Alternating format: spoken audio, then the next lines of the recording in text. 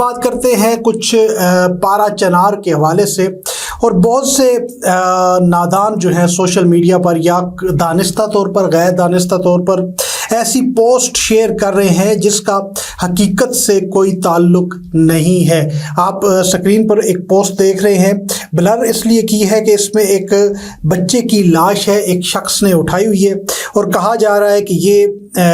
بگن کے علاقے میں ایک معصوم بچے کو قتل کیا گیا ہے۔ لیکن بہرحال اس تصویر کو سانحہ بگن سے منسوب کرنا انتہائی خوفناک اور نفرت انگیز مہم کا حصہ ہے، اور اس جھوٹ میں عمار خان یاسر جیسے انفلوئنسرز بھی شامل ہو رہے ہیں، اور وہ بھی یہ آگ لگانے کا کام کر رہے ہیں۔ بگن بازار کو آگ لگانا، بگن کی رہائشیوں کا قتل کرنا اسی طرح قابل مذمت ہے جس طرح پارا چناریوں کو قتل کرنا قابل مذمت ہے، لیکن جھوٹ اور غلیظ پروپیگنڈے کے ذریعے آگ کو بھڑکانے والے شرمناک کردار ادا کر رہے ہیں۔ ایک بار پھر میں یہ آپ کو بار بار باور کراؤں گا کہ یہ جنگ شیعہ سنی جنگ نہیں ہے، شیعہ سنی جنگ بنائی جا رہی ہے ایک مکمل منصوبے کے تحت۔ تب نیچے آپ تصویر دیکھ رہے ہیں، یہ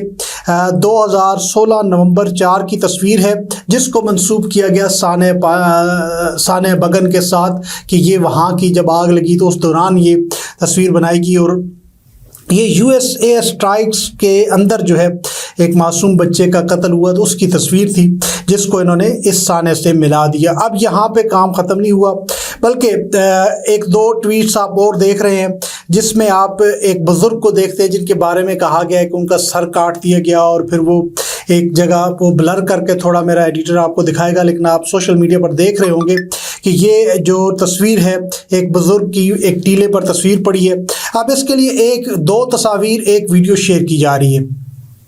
جن بزرگ کے سر کاٹنے کا دعویٰ ہے ان کے سر پر گھنے بال دیکھے جا سکتے ہیں، ان کی تصویر واضح ہے، دیکھ لیں۔ جبکہ کٹے ہوئے سر میں جو بزرگ ہیں ان کا سر گنجا ہے، تو یہ دونوں بزرگ ایک تو نہیں ہیں۔ یہ تو اس دعوے کی ہی نفی کرتا ہے کہ یہ سر نمائش کے لیے روڈ پر رکھا گیا تھا یا کسی چوراہے پر رکھا گیا تھا۔ جن بزرگ کا کہا جا رہا ہے ان بزرگ کا سر نہیں ہے۔ دوسری جانب کٹے ہوئے سر میں جو تصویر دکھا رہی ہے اس میں دیوار میں کوئی رنگ دکھائی نہیں دے رہا، لیکن دوسری جانب دیوار میں ڈارک براؤن اور لائٹ براؤن کلر کا رنگ ہے، اور مجھے یہ ایف سی کا کلر محسوس ہوتا ہے، کہیں ان کی چیک پوسٹ تو ادھر نہیں تھی یا اس طرح کا معاملہ نہیں تھا۔ تو بہرحال یہ ویڈیو بھی ایڈیٹڈ ہے، یہ تصویر بھی اس سانحے سے تعلق نہیں رکھتی جس کا ذکر کیا جا رہا ہے، یعنی سانحہ بگن سے۔ یہ ایک اطلاعات میرے سامنے آئی ہے، وہ آپ کے سامنے رکھ دیتا ہوں۔ بگن کی جامع مسجد کے امام کی جانب سے پارا چنار کے قافلے پر فائرنگ کے واقعے کے دوران اعلان کیا گیا کہ اس سلسلے کو روکا جائے۔ یہ امام مسجد کی جانب سے اعلان کیا گیا، میں ان کی تصویر نہیں جانتا، مجھے یہ اطلاعات وہاں سے ملی ہے، اور قتل و غارت کا تعلق اسلام سے نہیں۔ انہوں نے یہ کہا کہ اگلے دن بگن کے وہی امام مسجد شہید کر دیے گئے ہیں میری اطلاعات کے مطابق۔ اب وہ جو اس وقت پارا چناریوں پر، پارا چنار کے شہریوں پر جو حملے پر دعوے کے علاوہ حوالے سے مسجد میں تقریر کر کے کہہ رہے تھے کہ یہ غلط ہے، یہ نہیں ہونا چاہیے، اس کا اسلام سے کوئی تعلق نہیں ہے، وہی امام مسجد جن کا سنی المسلک تھے وہ قتل کر دیے جاتے ہیں۔ تو بڑی خوفناک صورتحال ہے۔ اس قسم کی چیزیں پھیلا کر سوشل میڈیا پر اس آگ کو مزید بڑھایا جا رہا ہے جس کو کم کرنے کی ضرورت ہے۔ خدا را شیعہ سنی دونوں جان کسی بھی جاتی ہے، وہ جان مسلمان کی جاتی ہے یا جان انسان کی بھی بے گناہ جائے، تو ایک انسان کی جان جو بے گناہ جاتی ہے وہ پوری انسانیت کے قتل کے مترادف ہوتی ہے۔ تو ہمیں پروپیگنڈا کرتے ہوئے 100 بار سوچنا چاہیے کہ اس پروپیگنڈے سے کہیں پھر کسی معصوم کی جان نہ چلی جائے، کیونکہ وہاں حالات اس وجہ اس